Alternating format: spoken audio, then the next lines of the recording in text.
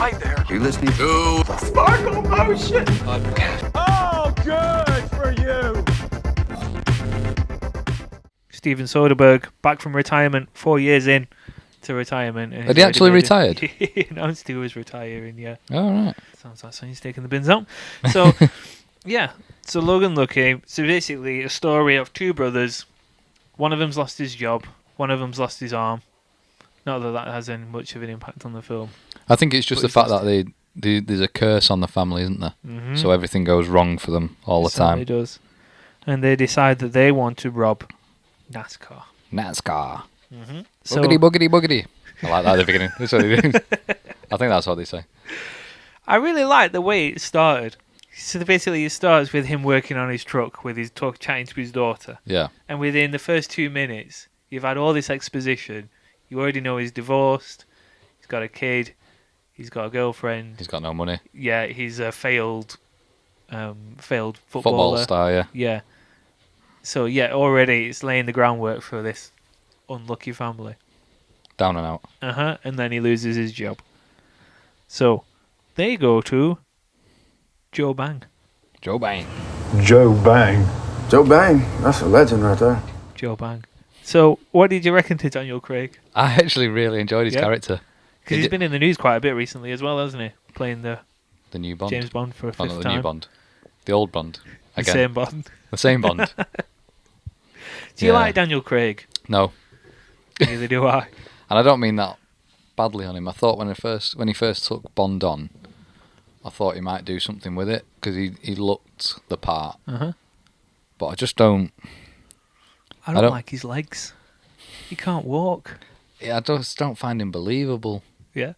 You know, when you watch actors, he's one of them actors that I watch and I think all I can see is Daniel Craig. Yeah. I don't see the character. The human potato. I won't quite say that, but there's certain actors that you watch and all you see is there's Daniel Craig. I can't think of another example in a minute, but he's the biggest one. Yeah. For me, and it doesn't matter what part he plays, you still just see Daniel Craig. You don't see whoever he's trying to be. Mm-hmm.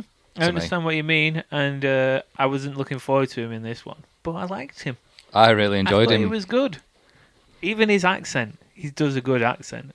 You'd probably find if you're from that area that someone would turn around and go, "No, that's well off."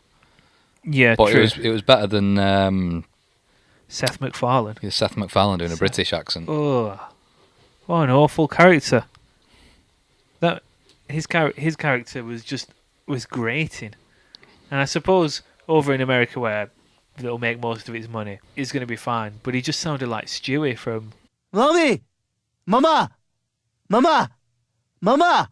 He just sounded like the man version of Stewie from. He needs to Family work on Guy. his. If he wants to do British, he needs to do it a bit more believable. That guy just does not work on camera, does he? No.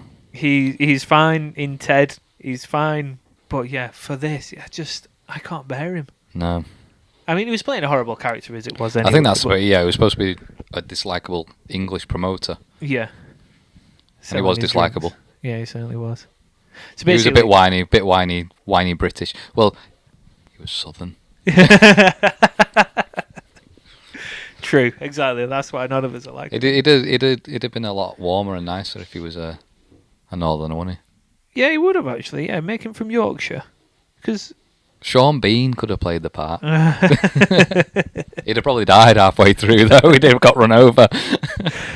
I'm going to sponsor me some NASCAR. No, I think he was supposed to be irritating. He was irritating. He did the part well, but just the accent was rubbish. Terrible, wasn't it? Mm-hmm. It is one of those American things with films, isn't it, that it's always like a strange Cockney accent.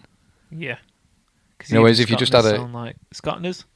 There you go, Scottish Cockneys. Yeah. Scots sound like Cockneys over in America, don't they? But even if you had, you could have got a good Southern actor to play the part, and it'd have come off all right. You wouldn't even have to be, the biggest of stars, would it? And it'd have come off better. Yeah, it would have.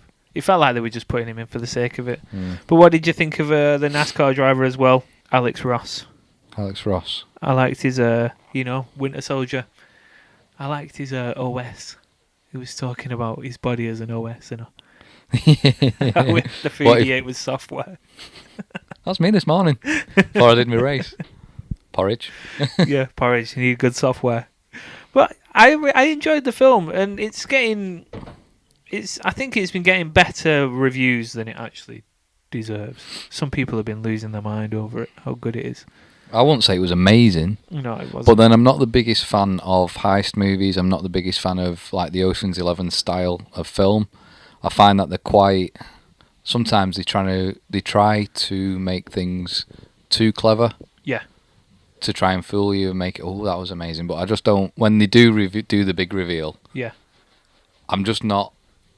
By that point, I've kind of lost interest. Yeah. Whereas this one, I think they did a little bit better. That it wasn't over the top. You kind of knew what they were going for. Yeah. There's a little bit of trickery in it for bits that you miss. Yeah, because it was nice that it was all brought back a bit more grounded. Yeah. Compared to say Ocean's 11, because remember in Ocean's 11 where they have the EMP. Oh yeah, Like, yeah. oh yeah, just got an EMP lying around, and I'm just gonna send this magnetic pulse across Las Vegas. Take all the lights out and the power out, and yeah, exactly.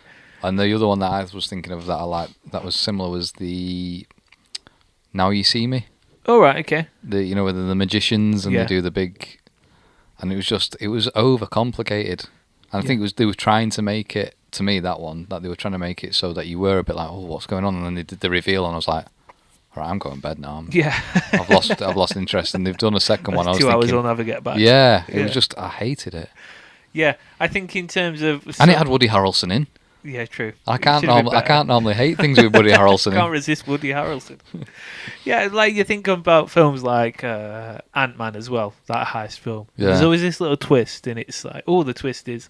But the thing is, it's like, oh yeah, and normally it's off camera, so you don't see it anyway. Yeah. It's like because they do that in this one. Yeah, it like does. It's got all the same beats that any other heist film has. So it's not doing anything groundbreaking apart from being a bit more stripped back. I think what made it was the characters and the action that they had in it. Yeah. And just the way they did, the way the characters reacted with each other was what made it a fun film to watch more than anything. And the bits of comedy in it. Yeah. Just like the bits of comedy with the I think where they go to see Daniel Craig's character Joe Bang in prison, the two brothers, and he just sends them over to the vending machine to push like J7, and they come back and it was just 2 boiled eggs. Yeah. It was just like daft little things before we start. Little character, little bits of character they put. Yeah, I quite like things like that. Yeah, I did. It's. I'd say if I was in terms of over-undering, I would say that it was better. It was over. I'd say it's definitely over Ocean's 11. Right. Okay. Yeah, I'm not so sure as to what to put it under though. Isn't a heist sort of thing. You need a heist film, but I would say maybe if I was to put it under another heist film, I'd probably go for Ant-Man, because I did enjoy Ant-Man. Yeah, I'd probably go. You could go the same. Yeah. I'd probably agree with you on that. Yeah. I thought it was better than Ocean's 11, but then saying that it's been a long time since Ocean's 11. Yeah, Ocean's 11 is like a good, what is it, 10, 15 years old now? Oh, easy, yeah. Yeah. But they even refer to it in the film, don't they? They say they're calling it Ocean's 7-Eleven. Oh, yeah. Which I like that reference. It's good. We don't have 7-Elevens over here, though. We just got Tesco's and Spar and Co-op. 24 hour. Yeah. Yeah, exactly. Ours are better. 24/7. Not 7 till 11. 24/7 till you go after 4 o'clock on a Sunday. Yeah.